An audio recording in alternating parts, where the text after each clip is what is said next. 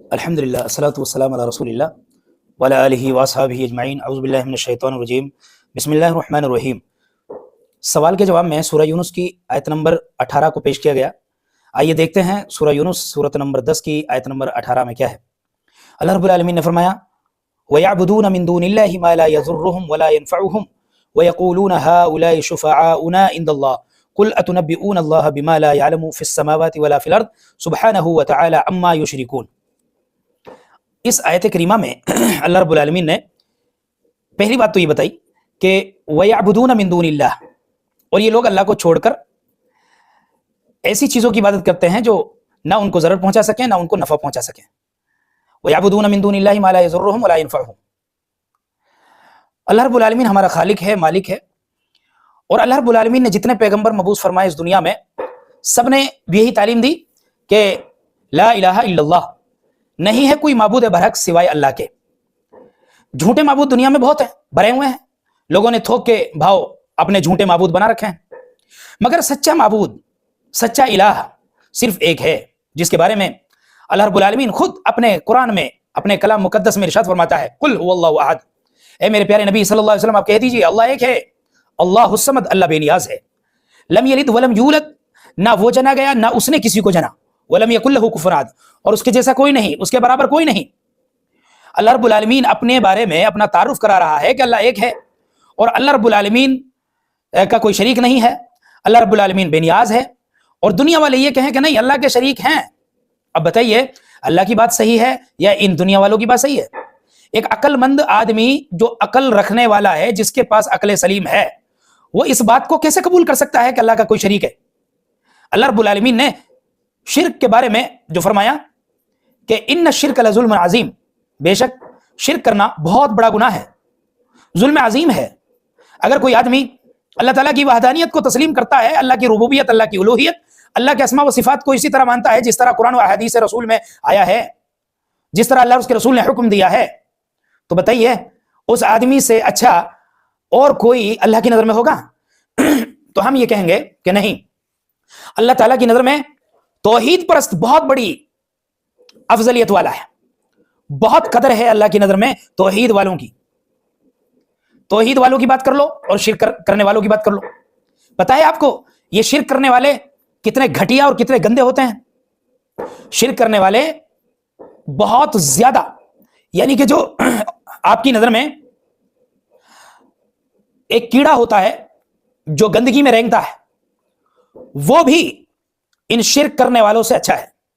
یہ سمجھ لیجیے، آپ اللہ کے ساتھ جنہوں نے دھوکہ دیا، اللہ کو دغا بازی کی، اللہ کے ساتھ دغا بازی کی، حالانکہ اللہ کو کوئی دھوکہ نہیں دے سکتا، اللہ کے ساتھ کوئی دغا نہیں کر سکتا، مگر یہ دنیا والے اپنے آپ کو سوچتے ہیں کہ ہم جو ہے ہم بہت زیادہ علم رکھتے ہیں، اور جو ہے شرک کرنا اس امت میں نہیں ہے۔ آپ دیکھو لوگوں کو سمجھاؤ گے تو لوگ کہتے ہیں کہ آج کے مسلمانوں میں شرک نہیں ہے، وہ منع کر دیتے ہیں، سب کلمہ پڑھنے والے ہیں، تو کلمہ پڑھنے والا شرک کہاں سے کر سکتا ہے؟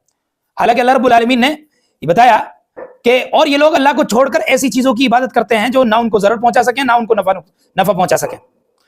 اب یہ بتائیے کہ وہ لوگ اللہ کی عبادت کرتے تھے، اللہ کو مانتے تھے وہ، لیکن اللہ کو ماننے کے ساتھ ساتھ وہ دوسروں کو بھی وہ مقام اور مرتبہ دیتے تھے کہ جو مقام مرتبہ اللہ کو دینا چاہیے۔ بھائی اللہ سننے والا ہے، اللہ عزت دینے والا ہے، اللہ بگڑی بنانے والا ہے، اللہ کے ہاتھ میں ذلت ہے، اللہ کے ہاتھ میں عزت ہے، اللہ اولاد دینے والا ہے، وہی بارش برسانے والا ہے، وہی نفع نقصان کا مالک ہے۔ اب لوگوں نے، دنیا والوں نے کیا کرا؟ سننے والا بھی دوسروں کو بنا دیا، بگڑی بنانے والا بھی دوسروں کو بنا دیا، عزت اور ذلت دوسروں کے ہاتھ میں دے دی، اولاد کوئی اور دیتا ہے، لڑکی کوئی اور دیتا ہے، لڑکا کوئی اور دیتا ہے، اس طرح کی چیزیں لوگوں نے بنا لی، اور اپنے اپنے پیر بنا لیے، اور اپنی اپنی درگاہیں بنا لی، اپنے اپنے بت بنا لیے، اور عقیدہ بنا لیا کہ اگر اس کے سامنے آؤ گے، اس کے لیے سجدہ کرو گے، اس کو خوش کرو گے تو یہ لڑکا دے دے گا آپ کو، اور اگر وہاں جا کے اس کو خوش کرو گے لڑکی دے دے گا۔ اب سوال پیدا ہوتا ہے، ایک نے لڑکا دے دیا، ایک نے لڑکی دے دی، اگر کسی کو ہجڑا چاہیے، کسی کو ہجڑا چاہیے، کسی کو مخنث چاہیے، بھئی ایک مذکر ہوتا ہے ایک مؤنث ہوتا ہے، مذکر یعنی جو ہے پرش آدمی لڑکا، اور مؤنث یعنی کہ استری لنگ لڑکی، لیکن اگر کسی کو اگر بیچ کا چاہیے تو کہاں جا کے لے گا؟ اب وہ کہیں گے کہ نہیں بیچ کا تو کسی کو نہیں چاہیے، کسی کو لڑکا چاہیے کسی کو لڑکی چاہیے، हिजड़ा तो किसी को नहीं चाहिए। अल्लाह के बंदो, ये बेचारे जिनको हिजड़ा कहा जाता है, जिनको मुखन्नस कहा जाता है, ये भी अल्लाह की मखलूक है, इनकी भी इज्जत है, इनका भी एहतराम है इनकी जगह। अल्लाह ने इनको पैदा किया है।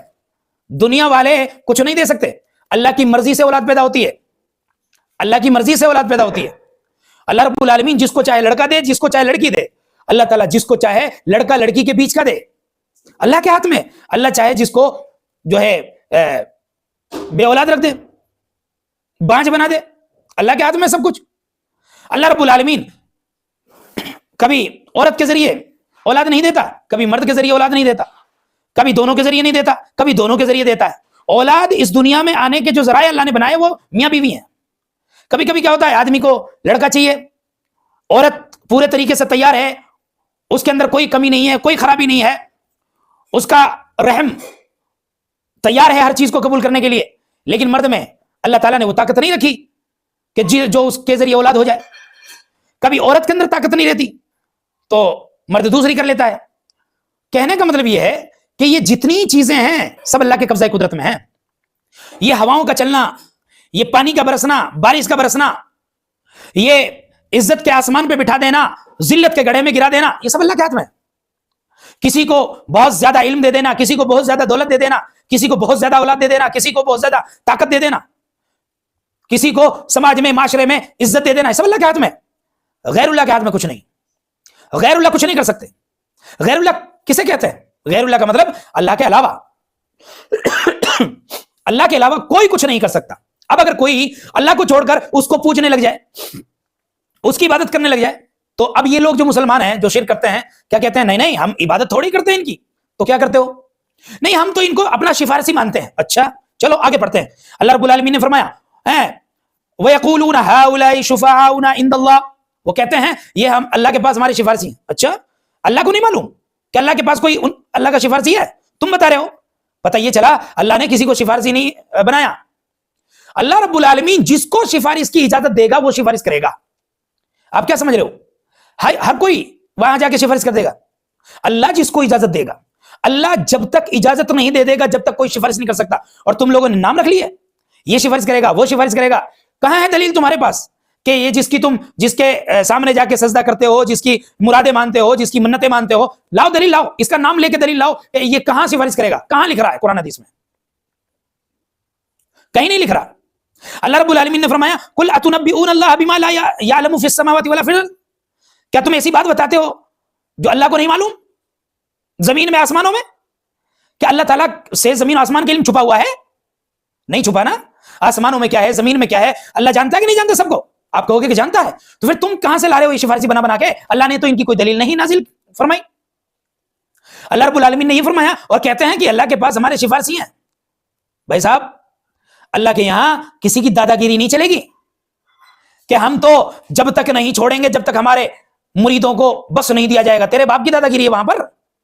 अल्लाह रब्बुल इज्जत जैसा चाहेगा वैसे होगा। वहां बड़े बड़े ये जो आज दुनिया के बादशाह बने फिरते हैं ना, ये इन सब के मुंह में ताले लगे रहेंगे, वहां कोई नहीं बोल पाएगा। अल्लाह पूछेगा ना लिमनिल मुल्कुल यौम, आज किसकी बादशाहत है? कोई आवाज नहीं आएगी। अरे भाई कहां गए, कहां गए ये दुनिया के पीर और मुरीद और ये बादशाह और ये नेता और ये फलां और ये फलां, कहां गए? दुनिया में तो बड़े बड़े दावे करते थे, हम यूं कर देंगे, ऐसा कर देंगे, कहां गए ये? अब कहां है ये? कोई आवाज नहीं आएगी। अल्लाह कहेगा लिल्लाहि वाहिदिल कहार, आज के दिन तो बादशाहत कहार की है, अल्लाह रब्बुल आलमीन की है। कहार अल्लाह की सिफत है। अल्लाह रब्बुल आलमीन ने आगे फरमाया कि आप कह दीजिए कि क्या तुम अल्लाह को ऐसी चीज की खबर देते हो जो अल्लाह को मालूम नहीं, न आसमानों में और न जमीन में? आगे फरमाया वो पाक है और बरतर है उन लोगों के शिर्क से। सुभान अल्लाह, सुभान अल्लाह व बिहम्दिही, सुभान अल्लाहिल अज़ीम। अल्लाह रब्बुल आलमीन शिर्क से पाक है। बड़े बुरे लोग हैं जो शिर्क करते हैं और बड़े अच्छे लोग हैं जो तौहीद परस्त हैं। अल्हम्दुलिल्लाह, तौहीद परस्त हो, खुश हो जाओ। अल्लाह रब्बुल आलमीन की नजर में तुम बहुत बड़ी अच्छी मखलूक हो, अफजल मखलूक हो। तुम शिर्क नहीं करते, तुम शिर्क से दूर रहते हो। अल्लाह रब्बुल आलमीन की बरकतें, अल्लाह की रहमतें तुम्हारे ऊपर नाजिल हों। अल्लाह रब्बुल आलमीन ने इस आयत में हमें पूरे तरीके से समझा दिया कि और अल्लाह को छोड़कर किसी और को ना पूजो, अल्लाह को छोड़कर किसी और के सामने अपनी हाजतों को ना रखो। अल्लाह रब्बुल आलमीन सब कुछ देने वाला है, अल्लाह ही इबादत के लायक है, उसके अलावा कोई और इबादत के लायक नहीं है। दुनिया में जब सबब मौजूद है तो आप मांगो, آپ کو روٹی چاہیے، ماں سے مانگو، بہن سے مانگو، بیوی سے مانگو. آپ نمک چاہیے، آپ کو پانی چاہیے، آپ کو کپڑے چاہیے، آپ کو جوتے چاہیے، آپ کو دنیا کی کوئی بھی چیز چاہیے، اللہ تعالیٰ نے سبب پیدا کر دیا، لے لو. کام کرنے والے آپ کے نوکر، آپ مالک ہو، آپ کے نوکر آپ کے نیچے کام کرتے ہیں، آپ ان کے ذریعے اپنا کام کراؤ. تو یہ دنیا کا دستور ہے، اللہ تعالیٰ نے جو نظام بنایا وہ ایسے ہی چلے گا. ایک دوسرے کا کام ایک دوسرے سے نکلتا ہے. لیکن میرے بھائیو، عبادت کے معاملے میں، اللہ رب العالمین کی عبادت کے معاملے میں شرک نہ ہے. اللہ کے ساتھ شرک نہیں کرنا کسی بھی معاملے میں. باقی دنیا میں ہم لوگ جو ایک دوسرے کی مدد لیتے ہیں یہ شرک نہیں ہے. اس کی اجازت تو اللہ نے دیا ہمیں. پیغمبروں نے بھی ایک دوسرے کی مدد لی ہے. ہم پیغمبروں کے راستے پہ چلنے والے لوگ ہیں. رسول اکرم صلی اللہ علیہ وسلم نے بھی اپنی بیویوں کے ذریعے، اپنی بیٹیوں کے ذریعے، صحابہ کرام کے ذریعے ایک دوسرے کی مدد لی ہے. اس طرح ایک دوسرے کی مدد کرنا، ایک دوسرے کی مدد لینا، ایک دوسرے سے کوئی چیز مانگ لینا، یہ شرک نہیں ہے. اب آپ کی نیت اگر یہ ہے کہ اس کے اندر اللہ جیسی پاور ہے، اللہ جیسی طاقت ہے، تو پھر شرک ہو جائے گا. جی، لہذا اللہ رب العالمین نے جب منع کر دیا کہ تم میرے ساتھ شرک نہیں کر سکتے، میرا کوئی شریک نہیں ہے، میرے جیسا کوئی نہیں ہے، میں اکیلا ہوں، تنہا ہوں، تو پھر دنیا کے لوگوں کی مجال نہیں ہونی چاہیے وہ اللہ کے ساتھ شرک کریں. لہذا بڑے ادب کے ساتھ میرے ان بھائیوں سے جو شرک کرتے ہیں اللہ کے ساتھ، اب اس آیت کو سن کر اپنے آپ کو سنبھال لیں. اللہ رب العالمین کی قدر کریں، اللہ رب العالمین کی عزت کریں، اللہ کا ادب کریں، اللہ کا احترام کریں جیسے اس کا کرنے کا حق ہے. اللہ جیسی پاور دوسروں کو نہ دیں، اللہ جیسی عزت دوسروں کو نہ دیں. اللہ رب العالمین نے ہمیں پیدا کیا اپنی عبادت کے لیے، اور عبادت وہ تمام کام ہے جن کو اللہ پسند کرتا ہے. ہم ہماری زندگی اپنی مرضی سے نہیں، اللہ کی مرضی سے گزاریں، رسول اکرم صلی اللہ علیہ وسلم کے طریقے پہ گزاریں. اللہ تعالیٰ ہمیں توحید پرست بنائے اور شرک جیسے ظلم عظیم سے ہماری حفاظت فرمائے. السلام علیکم ورحمۃ اللہ وبرکاتہ.